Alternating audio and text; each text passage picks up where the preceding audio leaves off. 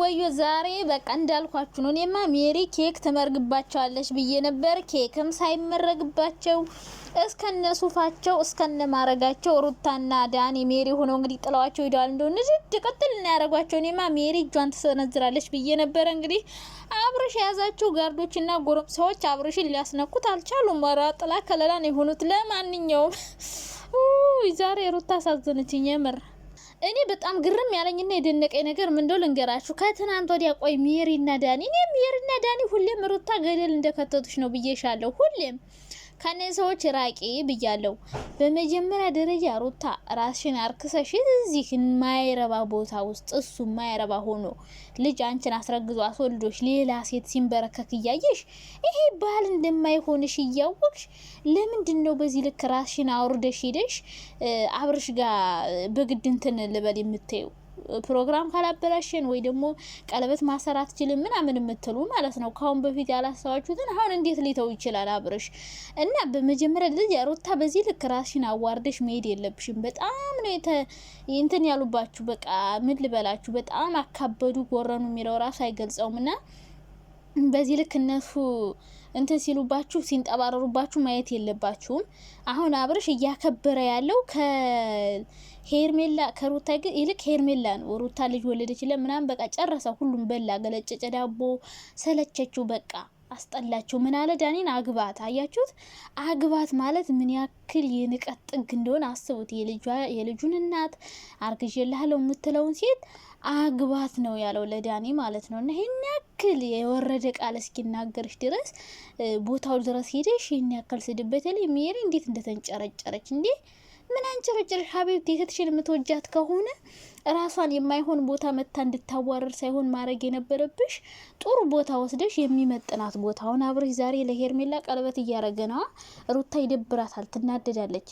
እዚህ ጋር አይደለም ይዘሽ መምጣት የነበረብሽ። ሩታን ለብቻው አድርገሽ መናፈሻ ወስደሽ እንድትዝናና ራሷ ሪላክስ እንድታረግ ይህን ነገር እንድትረሳ በቃ ነገ ሌላ ቀን እንደሆነ ቆንጆ እንደሆነች ከሌላ ሰው ጋር መሆን እንደምትችል ማስረዳት እየቻልሽ እሱ ቀለበት እያረገ መቼም አብርሽን ተው ብላችሁ እንደማይተው እያወቃችሁ ሩታን ለምንድን ነው ማይመጥናት ቦታ እንድትገኝ የምታደርጓት? በእርግጥ እሷ ስተቷ የማይፈልጋት ሰው ጋር አልፈልግሽም እያለ ታረገዘች። እሱም ወደ እሱ ለመመለስ የእውነት አርግዛ ከሆነ እርግዝን ነው የእውነት ከሆነ ግን የእውነትም አይመስለኝም። እና አብርሽ በዚህ ልክ እንደዚህ እስኪናገራት ድረስ መጥፎ ቃል መጠበቃችሁ መሆን የለበትም። በቃ ሩታ መሄድ የለብሽም ነበረ። ምንም መሄድ የሌለብሽ ቦታ መገኘት የሌለብሽ ቦታ ነው የተገኘሽ። ያበላሻችሁትም ነገር የለም፣ ምንም የለም። የባሰ አብሽቃዋችሁ ነው። አብርሽ ምን ታመጣለህ? አገባለሁ ከፈለክ አግባት ብሎ የማይሆን ቃል እስከሚናገር ድረስ ሜሪ የፈለገሽን ብትንፈራገጭ እልህ አስይዛችሁታል እንጂ ልጁን የተሻለ ነገር ሀሳብ እያመጣ አይደለም። ሲቀጥል ለሩታ ይሄ ሰው ይሆናታል ወይ ነው ጥያቄ። 10 ሴት በየአመቱ የሚያገባ ወንድ አሁን እንደ ወደ አንቺ ብትመልሽውስ ነገ ካንቺ ጋር ይቀጥላል እንዴ? አብሯችሁ የማይቀጥልን ሰው እኮ ከእናንተ ጋር ማቆየት እኮ ከሚሄድበት ቦታ ማስረፈድ ነው እንጂ አብሮሽ ላይ ኖር። ለምንድን ነው የምትደክሚው የምትለፊው እንዴ? ይሄ ሰው እኮ አብሮሽ አይሆንም። ኦልሬዲ ካላስ እንዴ አግባት አላለም ዳኒ ያግባሽ። ስማአም ሲያስጠላ ቃሉ ራሱና በቃ አብረሽ ሩታ አልፈልግሽም ብሎሻላ። በቃ ካልፈለገሽ እሱ ያለበት ቦታ መገኘት የለብሽም። እና ዳኒና ሜሪ ናቸው እርግጠኛ ነኝ እንሂድ ብለው ይዘዋት የመጡና ሩታን የበለጠ ሞራል አንዲን አሁን ነገ ደግሞ ወስደው ካሜራ ደቅ ነው ማለት ነው። ሩታ በጣም አለቀሰች፣ በጣም ከፋት እያሉ በዳኒና በሜሪ ቻናል ይመጣሉ። ታያላችሁ እነዚህ አስመሳዮች ማለት ነው።